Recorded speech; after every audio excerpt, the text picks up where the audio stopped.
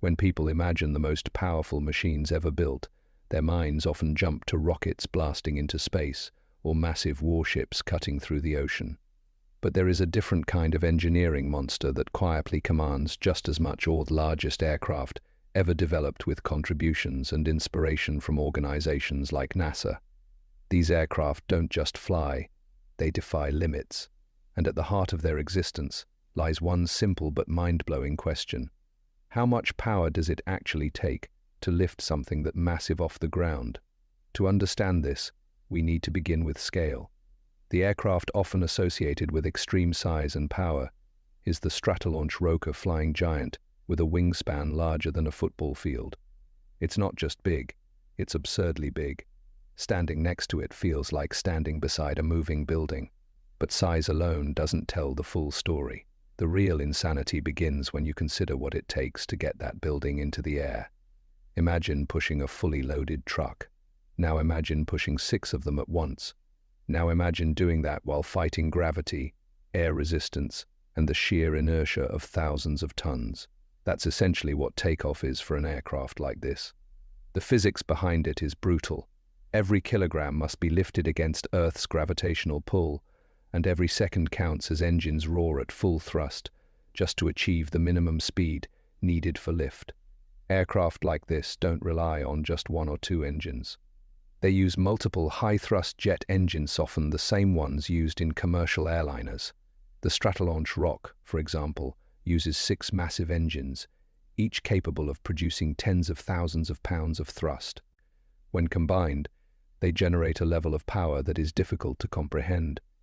It's not just energy, it's controlled chaos. A symphony of combustion, pressure, and precision engineering all working in perfect harmony.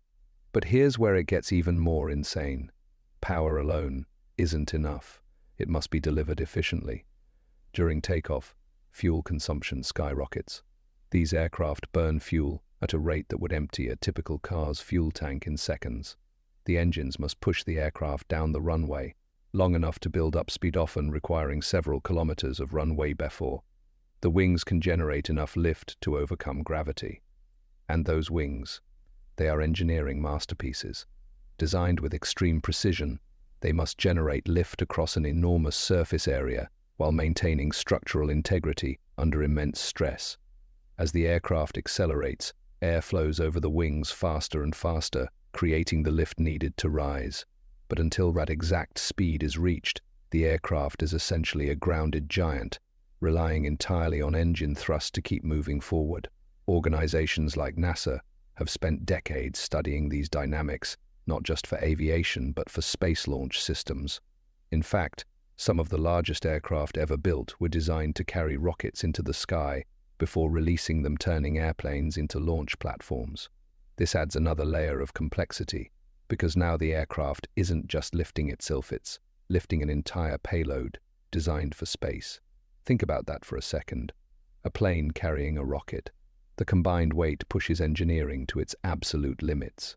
Every component from landing gear to wing joints must withstand forces that would tear ordinary aircraft apart. The landing gear alone can have dozens of wheels, distributing weight across the runway like a moving skyscraper. And then comes the moment of truth. Takeoff. The engines scream, the ground shakes. The aircraft begins to roll. Slowly at first, almost reluctantly, as if gravity itself is holding it back. Then, gradually, speed builds. The roar intensifies. Air rushes over the wings. The controls become more responsive, and the most unbelievable nose lifts. For a brief moment, it feels impossible. Something that massive should not be airborne. And yet, it is. But what most people don't realize is that this moment requires perfect conditions. Temperature, air density, wind direction, all of it matters. Even a slight change can mean the difference between a successful takeoff and a dangerous abort. Pilots must calculate everything with extreme precision, because there is very little room for error when dealing with such enormous power and weight. This is why these aircraft are so rare. It's not just about building something big, it's about mastering the insane amount of power required to make it fly. Every takeoff is a demonstration of human ingenuity, physics, and raw engineering dominance. And this is only the beginning. In the next part, we'll dive deeper into the engines themselves, true heart of these giants, and uncover how they generate such unbelievable thrust, and what happens when even a single component fails under that immense pressure. If part 1 revealed the scale of these flying giants, then part 2 dives into the beating heart of their powered engines. Because the truth is simple. Without engines, even the most perfectly designed aircraft is just a massive piece of metal sitting on the ground. And when it comes to aircraft inspired by research from NASA and built on extreme engineering principles, the engines are nothing short of mechanical monsters. To truly understand their power, picture this. Each engine on a giant aircraft, like the Stratolaunch Rock, is capable of producing more thrust than several high-performance sports cars combined. But instead of just moving forward, this thrust must fight gravity, accelerate thousands of tons of mass, and create the conditions necessary for flight all at once. At the core of these engines is a concept that sounds simple, but is incredibly complex in execution. Air in, fire, air out. Jet engines work by sucking in massive amounts of air, compressing it to extremely high pressures, mixing it with fuel, igniting it, and blasting it out the back at incredible speeds. This process creates thrust, Newton's third law, in action. For every action, there is an equal and opposite reaction. The faster the air is expelled, the more the aircraft is pushed forward. But here's where it gets insane. The engines used on aircraft of this scale, often derived from commercial jets like the Boeing 747, are already among the most powerful machines ever built. Each engine can generate over 60,000 pounds of thrust. Now multiply that by 6. The total thrust becomes so enormous that it's difficult to visualize. It's like strapping the power of a small rocket system onto a plane and expecting it to behave with perfect control.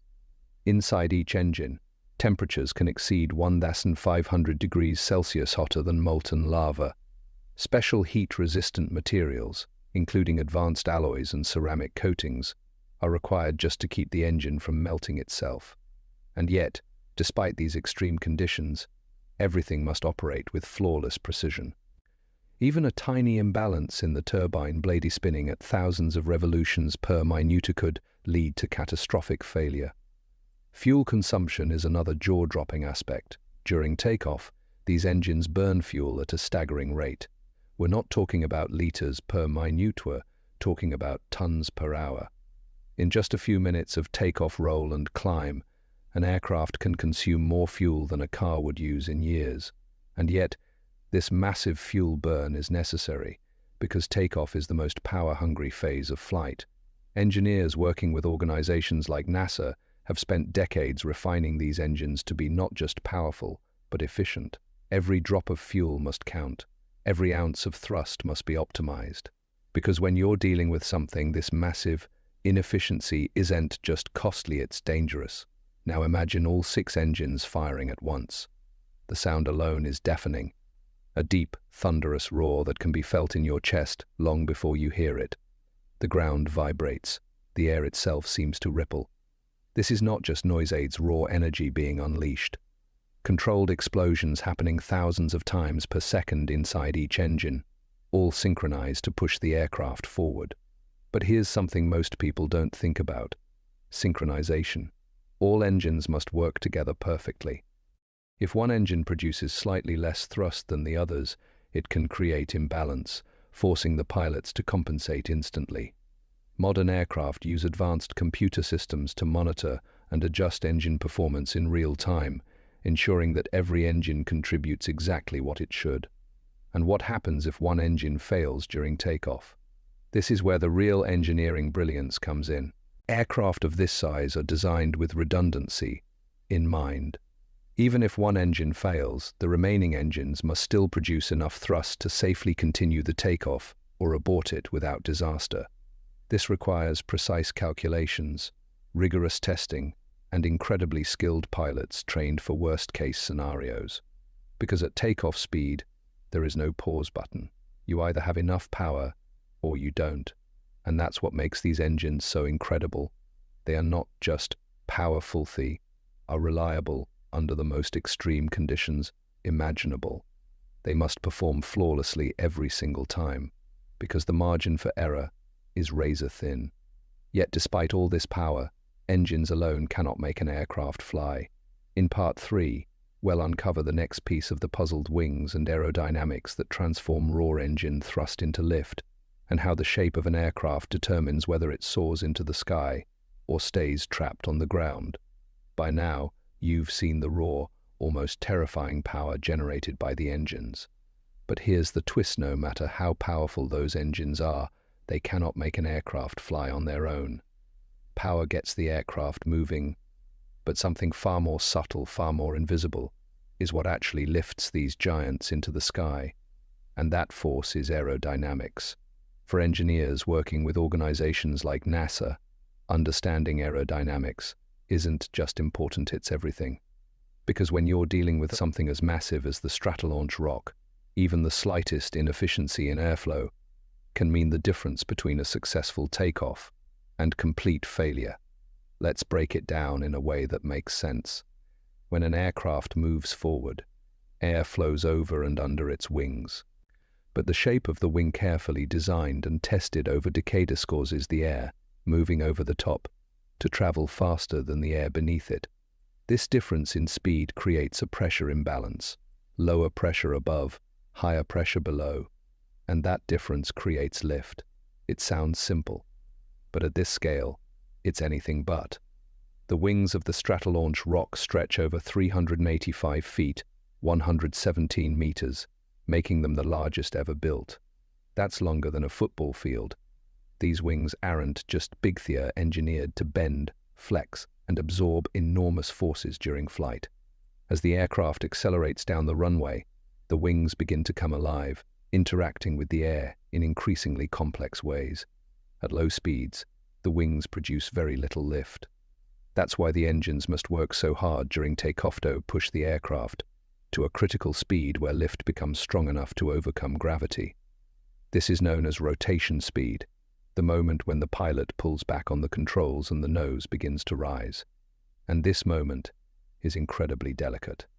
Too early, and there isn't enough lift, the aircraft could stall. Too late, and the aircraft may run out of runway. Everything must be timed perfectly. Pilots rely on precise calculations, instruments, and years of training to hit this exact moment with near-perfect accuracy. Now here's where things get even more fascinating. The wings don't just generate lift, they must do it evenly. If one wing produces more lift than the other, even slightly, the aircraft can tilt or roll unexpectedly. At this size, even a small imbalance can have massive consequences. That's why aircraft are equipped with control surface flaps, ailerons, and slats that adjust airflow in real time, helping maintain balance and stability. Engineers at NASA have spent decades testing wing designs in wind tunnels, simulating extreme conditions to ensure that airflow behaves exactly as expected, because at takeoff, there's no room for surprises. And then there's drag, the invisible enemy. As the aircraft accelerates, it's not just fighting gravity, it's also fighting air resistance. The faster it goes, the more drag increases. This creates a constant battle between thrust and resistance. The engines push forward, while the air pushes back. Only when thrust overcomes drag and lift overcomes weight can the aircraft leave the ground. Think about that balance for a second. 4 forces are at play: thrust, drag, lift, and weight. For a giant aircraft, each of these forces is enormous, and yet they must be perfectly balanced at the exact right moment. It's like a high-speed equation being solved in real time, with no margin for error. Another critical factor is air density. On a hot day, air becomes less dense. That means fewer air molecules are available to generate lift. As a result, the aircraft needs a longer runway and higher speed to take off. At high altitudes, the same problem occurs. This is why massive aircraft prefer long runways at lower elevations whenever possible. It gives them the best chance to generate the lift they need. And then comes the most surreal moment of all. After all the calculations, all the power, all the speed, the aircraft finally lifts off. The wheels leave the ground. The massive weight is no longer supported by the runway, but by air itself. something invisible, something intangible, and yet strong enough to carry hundreds of tons into the sky. It's almost unbelievable.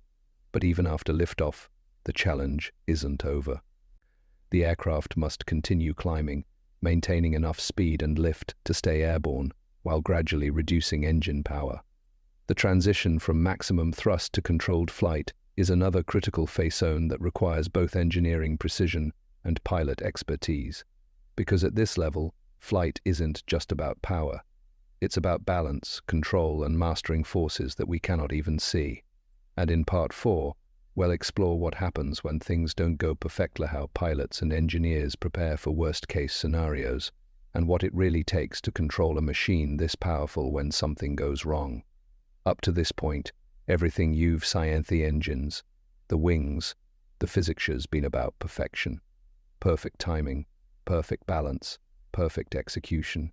But real aviation doesn't exist in a perfect world.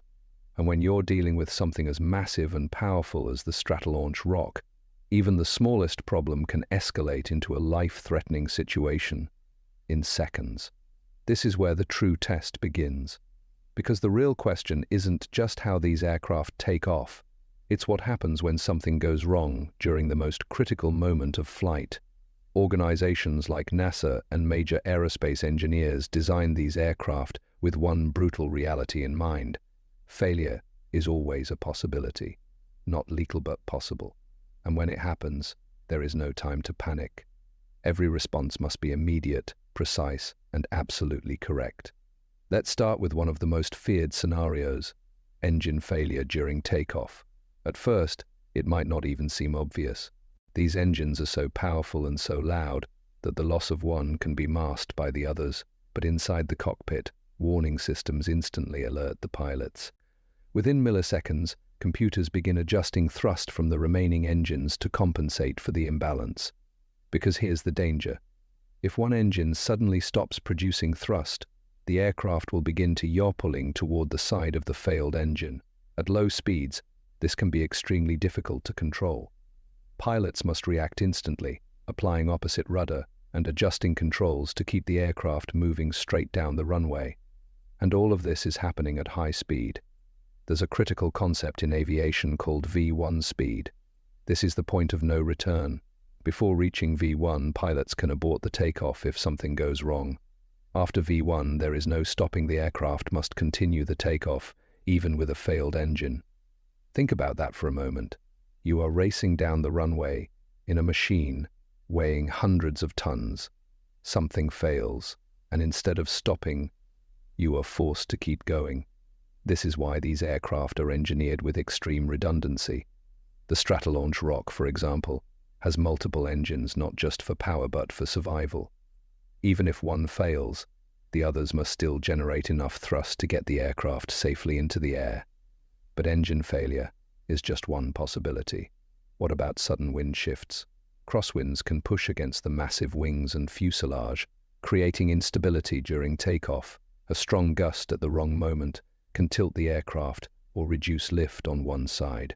Pilots must constantly adjust, using control surfaces to maintain balance while the aircraft accelerates.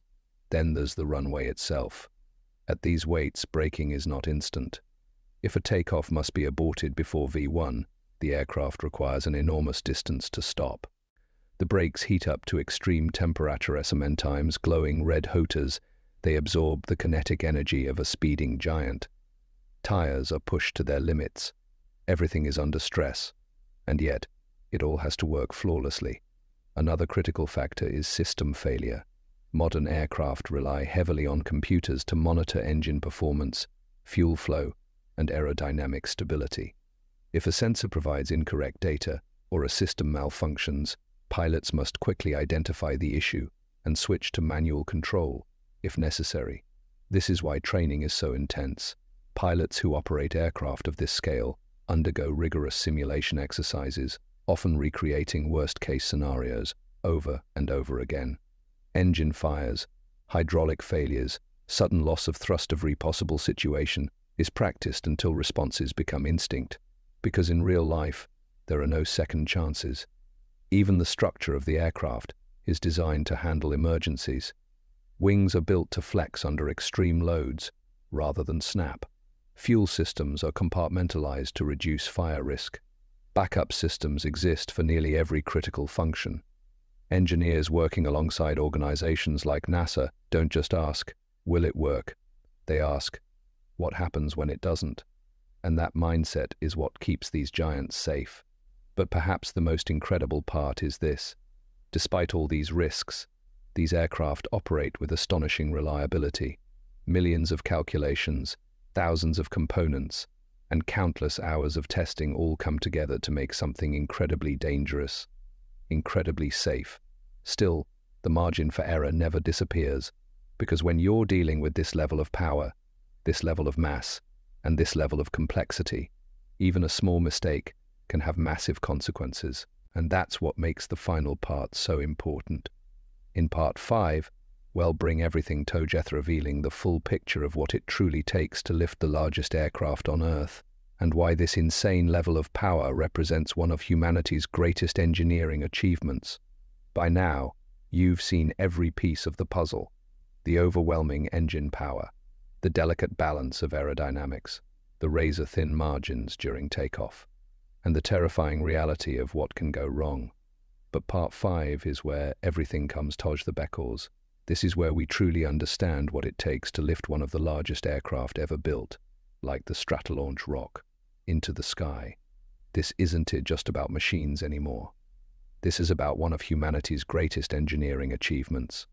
Let's go back to the runway, because this is where the entire story reaches its peak. The aircraft is fully loaded, fuel tanks filled, systems checked, weather analyzed. Every variable has been calculated with precision by teams influenced by decades of research from organizations like NASA. There is no guesswork here, only data, experience, and absolute confidence in the machine. The engines begin to spool up. At first, it's controlled, calm, almost quiet compared to what's coming next. Then the throttles are pushed forward slowly at first, then all the way. And in that moment, everything changes. The engines unleash their full power. Thousands of pounds of thrust from each engine combine into a single, unstoppable force. The aircraft begins to move, slowly, almost reluctantly, as if resisting the idea of flight itself. Because at this weight, at this scale, the aircraft doesn't want to leave the ground. It has to be forced. Speed builds. The runway disappears beneath the wheels faster and faster. The sound becomes overwhelming, a deep, continuous roar that shakes the air itself. Inside the cockpit, the pilots remain focused, eyes locked on instruments, hands steady on controls. Every number matters now. Airspeed increases. Systems confirm engine performance. Everything must remain perfectly synchronized, because even at this stage, a small problem could trigger an abort if there's still time. Then comes the call.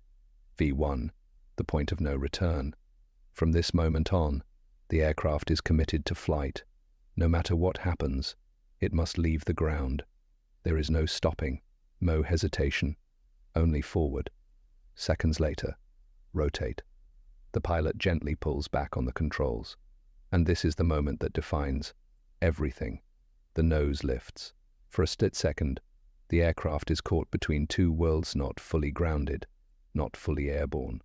The wings are working at maximum efficiency, generating lift just strong enough to challenge gravity. The engines continue to push with relentless force. And then, it happens. The wheels leave the ground. A machine weighing hundreds of tons is now flying, not because of magic, not because of luck, but because every force thrust, lift, drag, and weight has been perfectly balanced at exactly the right moment. It's a victory over physics, but the story doesn't end there. As the aircraft climbs, the engines gradually reduce power. The insane thrust that was required for takeoff is no longer needed at the same level. Now, efficiency takes over. The aircraft transitions from raw power to controlled flight, maintaining altitude and speed with far less energy than it needed just moments ago. And this is what makes it all so incredible. The same machine that needed overwhelming power just to leave the ground can now cruise smoothly through the sky, almost effortlessly. It's a transformation from brute force to elegant motion. This duality is what defines aviation at its highest level. Engineers and researchers, including those connected to NASA, have spent decades pushing these limits-defining aircraft that are not only powerful enough to take off, but efficient enough to stay in the air for hours, even days. Because in the end, it's not just about power. It's about control. It's about precision. It's about mastering forces that are invisible, unpredictable, and unforgiving. And when everything works well, every system performs exactly as designed, you get something extraordinary. You get flight. The takeoff of an aircraft like the Stratolaunch Rock isn't just an engineering process. It's a demonstration of what humanity is capable of when science, technology, and determination come together. It's proof that we can take something impossibly heavy and make it soar. And that is the real story behind the insane amount of power required to make the largest aircraft on Earth take off. Not just power in terms of engines, but power in terms of human innovation. Because long before these aircraft ever left the ground, they first took flight in the human imagination.